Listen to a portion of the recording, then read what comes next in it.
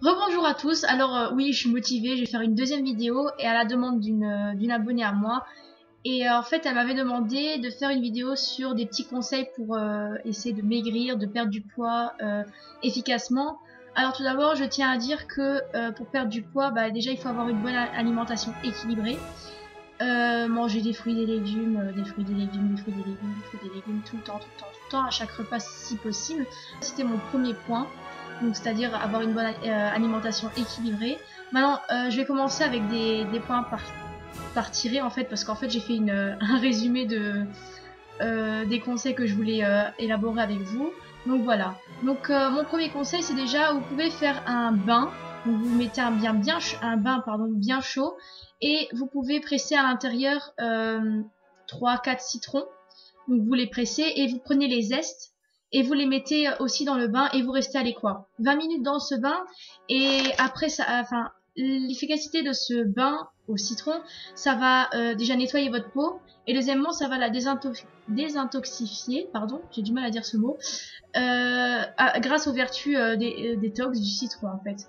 Voilà, donc ensuite, deuxième conseil, pour ce qui est de la cellulite, donc pour la cellulite, vous pouvez utiliser du marc de café, donc mélangé avec de l'huile d'amande douce.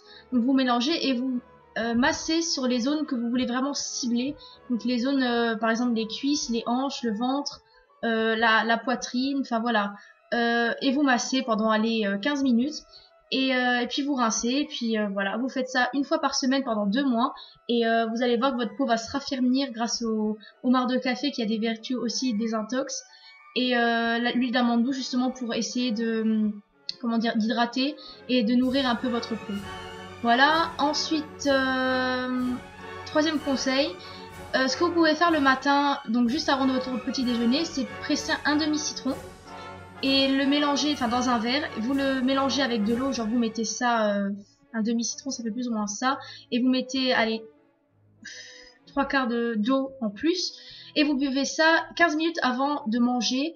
Déjà, ça va vous ouvrir l'appétit, et deuxièmement, ça va, encore une fois, le citron, comme ça a des vertus désintox, ça va agir, mais cette fois-ci de l'intérieur. Et franchement, j'ai déjà essayé cette méthode-là avec le citron le matin. J'ai fait ça pendant, faut faire ça en cure, donc on va dire 3 semaines.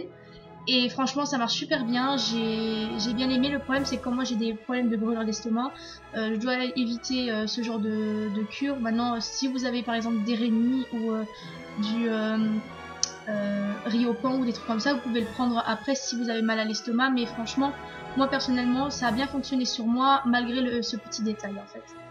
Voilà. Ensuite, quatrième conseil. Ce que vous pouvez faire après si par exemple vous prenez une douche ou après le bain, ce que vous pouvez faire, c'est mélanger encore une fois du jus de citron avec de l'huile d'olive et vous massez à peu près les zones que vous avez envie de désintoxifier encore une fois. Donc les hanches, la poitrine, le ventre, les cuisses, etc., etc. Ça a aussi des effets, l'huile d'olive ou de l'huile d'amande douce, c'est comme vous voulez. Et ça aussi, ça vous désintoxifie et ça raffermit vraiment la peau.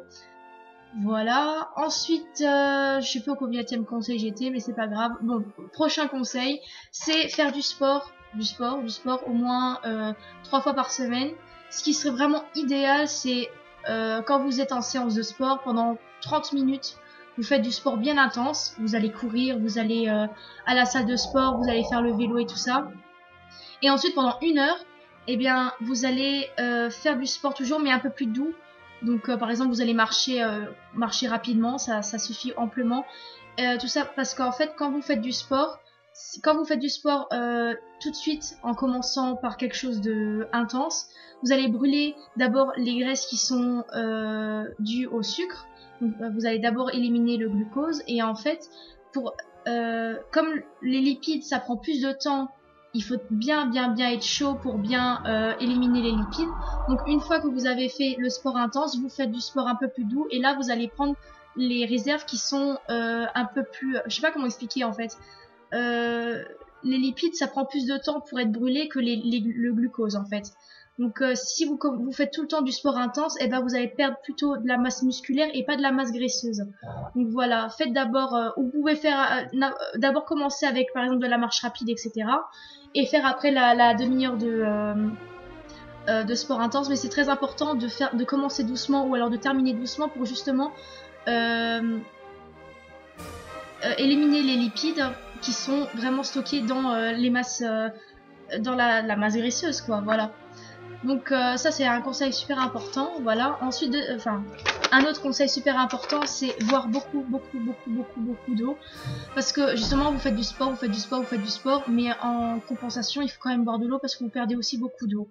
Voilà, donc 1,5 litre par jour, comme dans mon ancienne vidéo je vous avais dit, 1,5 litre par jour c'est vraiment l'idéal. Voilà, ensuite par contre, si vous buvez beaucoup d'eau, il faut éviter de manger des choses salées. Pourquoi? Parce que vous allez faire de la rétention d'eau et vous allez avoir des œdèmes comme ça dans les jambes et tout ça. Donc que ce soit des chips ou des trucs comme ça, évitez déjà parce que c'est gras.